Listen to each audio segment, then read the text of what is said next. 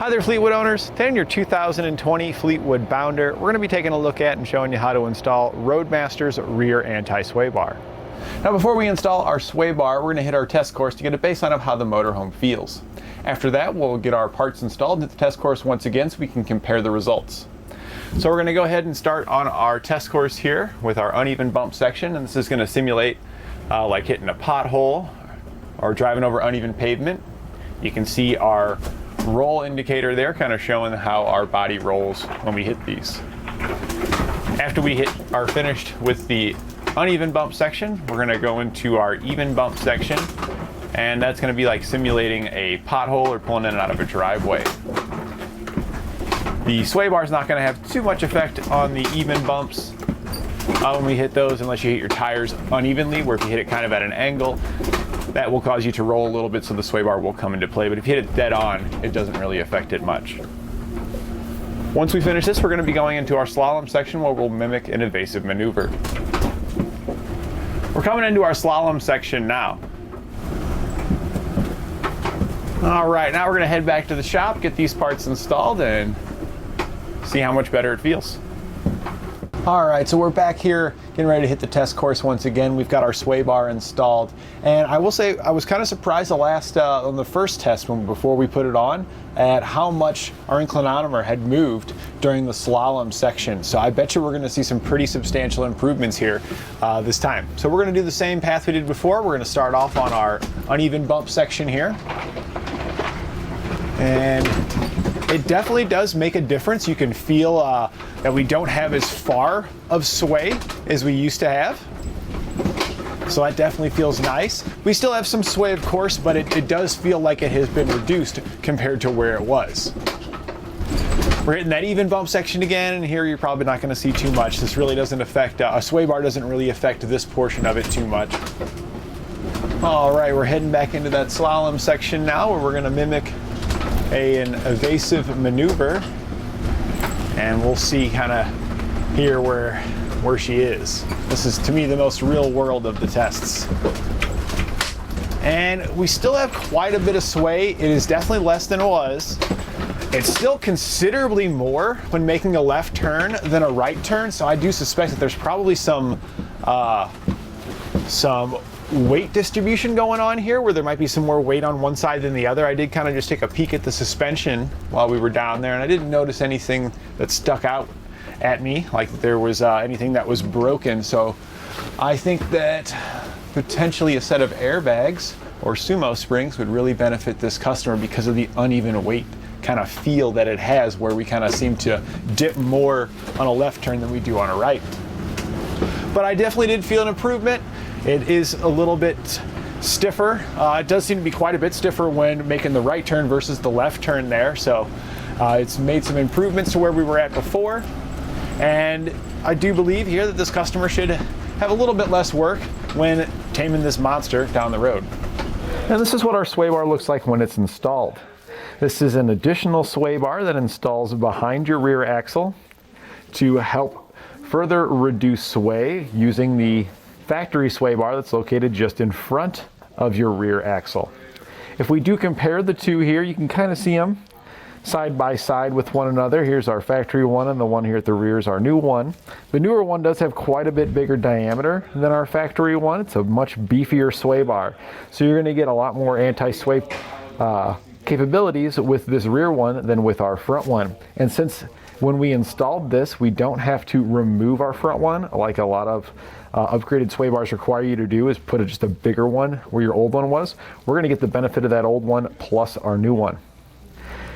A sway bar is a great option to help minimize sway and to help reduce fatigue when driving down the road. When you're going down the road with this big old boy, the suspension that it's got, it does what it needs to do, but you do have to do a lot of work inside to maintain control of it because there's just so much weight moving around inside of your motorhome. Every time you get hit by a crosswind or you turn the vehicle will want to kind of sway either to the left or to the right, whether the wind's hitting it from the one side or the other, or depending on which way you're turning. When you go to make a turn, or when the wind hits you and your motorhome starts to sway to the left or to the right, Our sway bars here are going to want to stay in this normal resting position here. So they're gonna fight and they're gonna try to stay in that position. So for example, if our motorhome, let's say it was swaying to this direction, we got some heavy winds from this side and it sways over this way. Well, as the motorhome wants to go this way, the frame's gonna come down here, it's coming down, and it's gonna push downward here on our sway bar. The other side, when it tilts, it's gonna actually come up over here on this side, and it's gonna be pulling up on this bar. It's gonna be kind of doing this to our bar. This one's gonna go down on this side, and the other one's gonna wanna go up. So we're twisting and flexing this bar, and it doesn't like that. It wants to, again, be back here. So it's gonna use its force to push our motorhome back upright and return back to its position. That's just how all your sway bars work. This one's just gonna be a more robust, heavier duty one to help you achieve that better than what your factory one was able to. All this is going to result in less work for you when keeping control of your motorhome. So when you reach your destination, you'll have more energy so you can enjoy doing the things you like to do. It's also going to be safer for you and your family because you're not going to have to, as much stress and as much to do out there on the road. You just get more and more control. Some additional components that I would recommend in addition to sway bars, we have them for the front of the motorhome as well from Roadmaster. Those are going to be a replacement for your factory bar, but you do get an upgraded one, and it all just kind of helps out to work together. There's also steering stabilizers from Roadmaster. Those will install on the front. And what those will do is they'll help keep your steering wheel straight for you. So if you hit any potholes and stuff like that, it wants to turn your wheel, or again, even the sway that happens wants to kind of drift you, that stabilizer is going to want to keep that wheel nice and straight for you, and it's going to help absorb some of those road impacts and potholes and stuff. That's going to further reduce fatigue and make your motorhome safer to drive. And lastly is sumo springs, and I actually find these to be some of the biggest enhancements here when running through our text course. The sumo springs will install between the frame and the suspension of your vehicle, and they're somewhat similar to like an airbag because they do dampening and they help to support some weight, but there's no air inside of them. They just are a microcellular urethane type of bushing, and they're fully dynamic. So the more you compress them, the stiffer they get, and they kind of just work with your suspension system. So whether you're hitting bumps and potholes, they're going to help support some of that weight, or whether you're having sway issues, they're also going to help in that situation as well. So we've covered a bunch of different options here, but Roadmaster sway bars are definitely going to be one that's going to help tame your beast here. We'll begin our installation by first getting our motor home in the proper suspension orientation it needs to be. So we need the back suspension here to hang to give us enough room to access the bolts for the first brackets that we need to install. So to do this at home, what I would recommend is chalk your front wheels, and you can use your leveling jacks to raise up the rear of your vehicle to give you that gap that you need to be able to remove these. Now, once you raise up your vehicle, you do want to make sure you put some jack stands under the vehicle because you don't want to support it by just your hydraulics and trust that while working underneath. So we've got ours all set up. We've got it lifted up here. Our wheels they're not completely off the ground, but there is quite a good distance there, which allowed our suspension to drop, revealing our bolts. So if we look through our wheel well here, just behind the tire, you'll see we've got 4 bolts going into the frame there. The lower 2 bolts here are the 2 bolts that are of interest to us. We're going to remove both of those because our bracket's going to attach to that location. We'll use a 21 millimeter socket to remove these. You don't need a wrench or anything for the other side. The nuts have a welded on tab on them that prevents them from spinning. So we just need to take our gun, put it on here, and zip these off.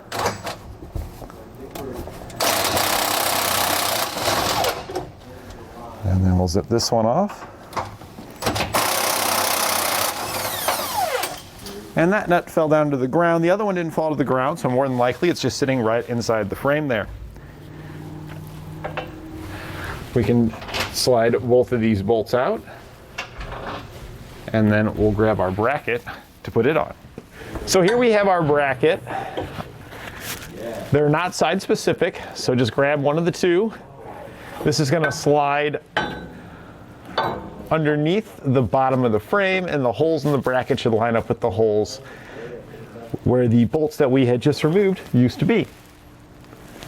We'll then take one of those bolts that we just removed. We're going to go through our bracket and through the frame. You can go ahead and do the same thing with the other bolt. And then we'll thread it into those nuts. So here's those nuts I was talking about. You can see the welded piece on them there. So just hold this up here on the other side of your nut and then just tighten your nut into it. So we got this one started. We'll get our other bolt started. And now that we've got both of these started, we can go ahead and go back and tighten them down. I'm going to go ahead and slide out again to tighten them down. Again, we don't need a wrench because it's got those tabs on it, so just run it on in.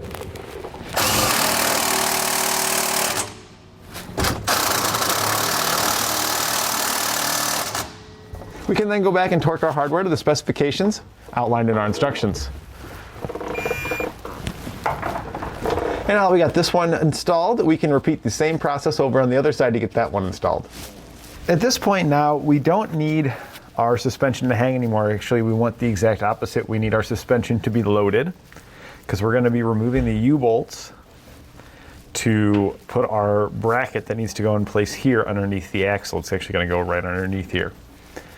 So you can go ahead and lower your vehicle back down. We've gone ahead and took ours off of the leveling jacks to put the suspension back down and load it back up again. Now we are using a lift here, but our lift lifts it by the suspension, so our suspension's fully loaded when we're using this lift.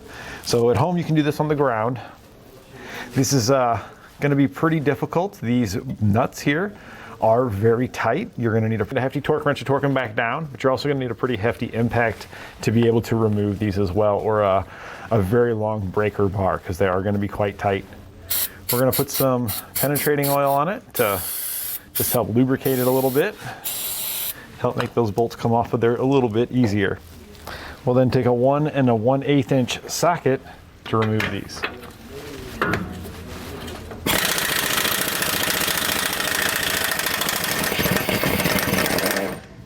And right there towards the end, I like to go ahead and leave one of the nuts on here.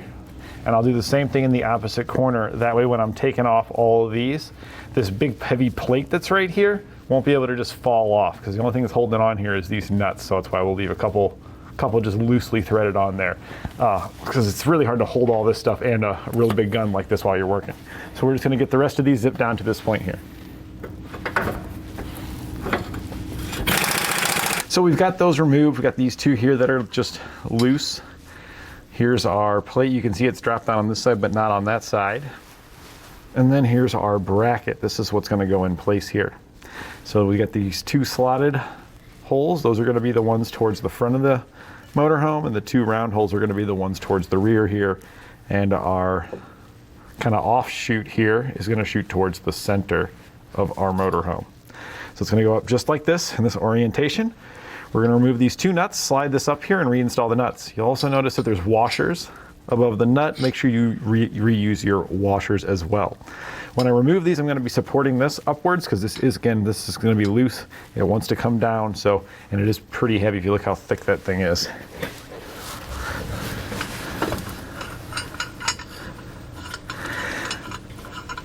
Now, sometimes what I'll do, if I'm struggling a little bit getting this on here, I may not put the washers on it first.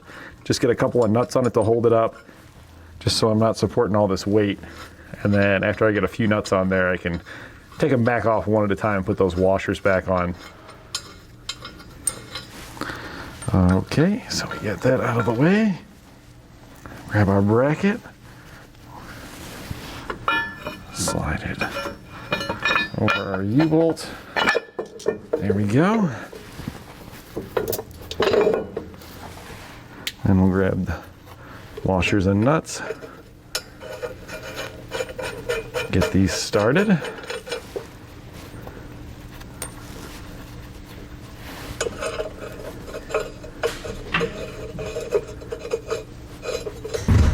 And once you get those two started, that'll hold everything up there for you, making it easier to get the rest to install. One of the things you want to pay attention to is when I was pushing up there, sometimes your U-bolts will push up as well, and they have little grooves that they need to sit in here at the top. You can see it's got this little lip. So just make sure that it's in that little lip on both your U-bolts, because sometimes you can accidentally lift it up and it might pop out of that little spot there. Looks like we're good though, so we're ready to just put our nuts back into place and tighten them down.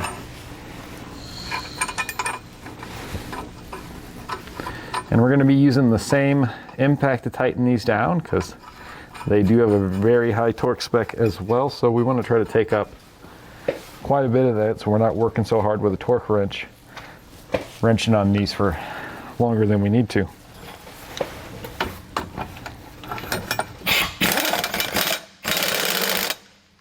Now with these I do like to go back and forth too.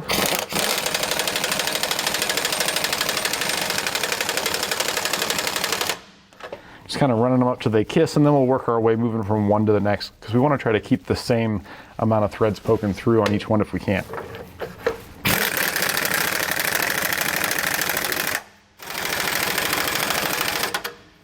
So we might even loosen these ones up just a little bit.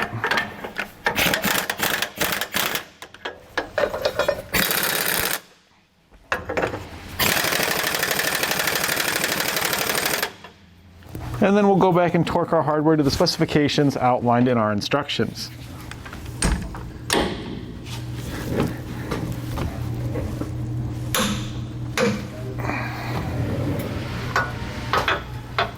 Remember that hanger that we had placed on earlier before lifting the vehicle? We can now come back to that guy. That's going to attach our end link right there to hold that in place.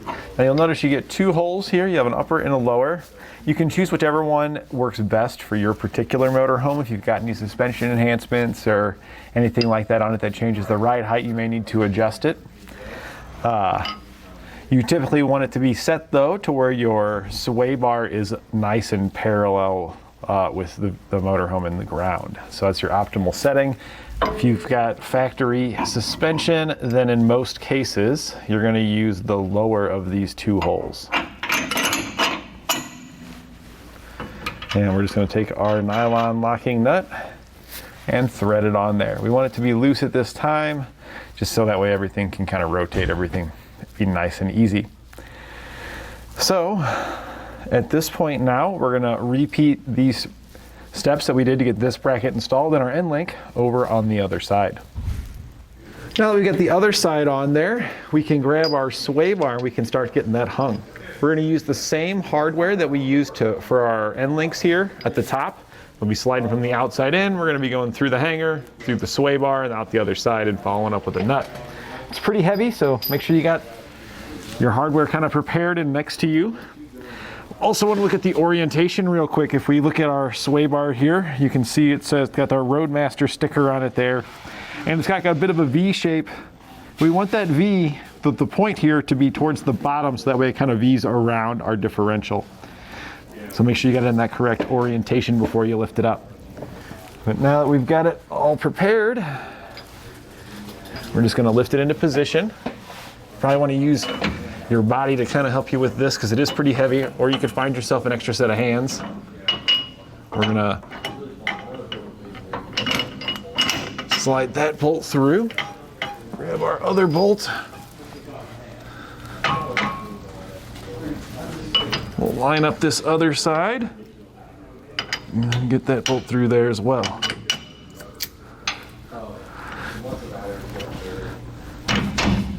Some of the packing peanuts were kind of lodged in there a little bit. I'll have to clean out that side to get those through. We're going to get a nut on this side real quick. Then we'll push that through. That little packing material came out of there pretty easily. Just had to line it up a little better. Then we'll get a nut started on this one. We can go ahead and leave these loose for now as well. And we're going to grab our bushings next. We'll need to get those prepared. Your bushings will have a hanger clamp. That's what you see here, this little clamp here, bushing clamp. And they're going to go on the bottom, so they kind of hang underneath. And we're going to use the rearmost holes for these. Before we put those in place though, we need to prepare them and get them onto our sway bar. So if we take the bushing here, the clamp here just slides right off of it, just like that. And it's a split bushing, so we can split it open to slide it around our sway bar. But we also need some lubricant on there. You'll get some lubricant in your kit. Now you may or may not want to wear latex gloves when using this. Some customers have said they experience irritation on their skin when using this. I haven't noticed any myself, but each person's body's a little bit different, so just keep that in mind. We're then just going to put a generous amount of this and thoroughly coat the inside of our bushing. And then what I like to do after I've coated the inside all the way, if I've got any excess left on my finger, I'll take just that little bit and I'll put it on the outside. We don't want a lot on the outside, but just a little tiny bit on the outside can help to reduce squeaks and noises. So we got that fully coated in there, and now just this little bit that I've got on my finger here, we're just gonna smear that around the outside there. We'll then split it open, slide it over our sway bar, and if you want, you can put the hanger on there. You don't have to put it on there. When you go to lift your sway bar up, if the hanger's upside down, this thing actually has to slide off of there. So I can understand if you want to wait to slide that on until we're ready to lift it up. We'll now prepare our other bushing and slide it on the opposite side. Now before we put our sway bar up, it's easier if we get our hardware fed in, so we're going to take the smaller bolts that come in our kit, place a flat washer on them. We're then going to drop it down through our mounting locations. Again, we're going to use those rearmost holes that are spaced far apart. So this one, skip a hole, then the next one, and then we're not using that frontmost hole. We'll drop down the same hardware over on the other side. So now we're going to go ahead and raise our sway bar into position. It's a pretty good idea to have a couple of nuts and washers on hand here when you're doing this. That way, when you get that up there, we can get those on. Because this guy is pretty heavy. That's why we kind of set it up like this first to help support some of this weight while we're doing this. So we're now just going to turn this up. You may need to twist your bushings to get it to line up. Same thing on the other side.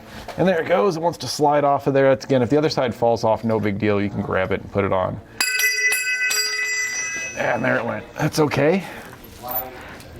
And I'll then place a flat washer and a nylon locking nut on each one of these. And this is another opportunity, or another location where if you're really struggling, you may want to consider just putting the nut on it, and you can put the washer on it later, because it can be kind of tedious to hold all of this together while supporting all this weight.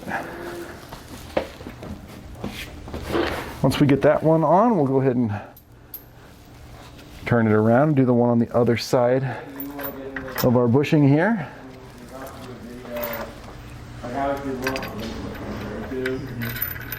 And once you get them started on one side, that'll be enough to hold it up there, which will make putting the other side on quite a bit easier. We can now go back and tighten down our hardware. For our bushing clamps, we're going to use a 3/4 socket and wrench.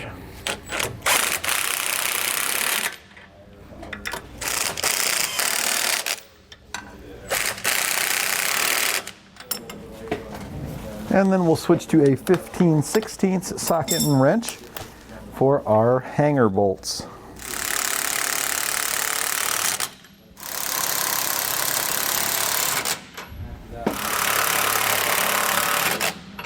So now that we've got it installed here, we're taking a look at it, and our angle just doesn't look good. It's got a pretty drastic downward angle here. We want to try to make this parallel.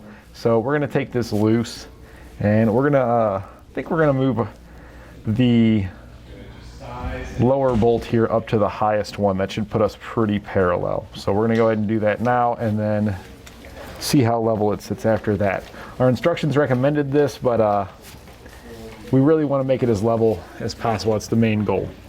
So we've gone ahead and moved that up. This looks a whole lot better. It's pretty parallel with the ground and everything, so that looks great. We'll now move on to torquing our hardware. We're just going to torque the rest of it to the specifications outlined in our instructions. We'll use the same size tools that we use to tighten them down.